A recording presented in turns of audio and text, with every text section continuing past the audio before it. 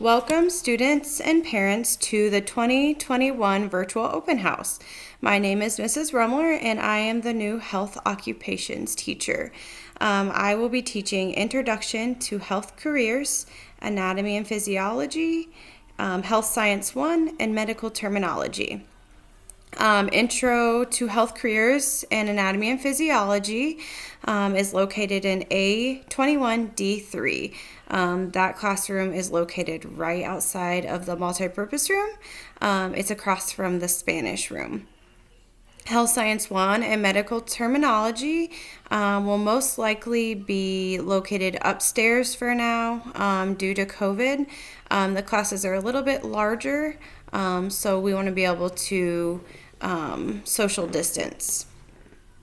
For my classes, you only need a paper notebook, a pen and pencil, and then coloring crayons.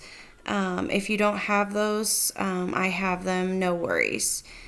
As far as classroom expectations, we'll be going over those the first day of class.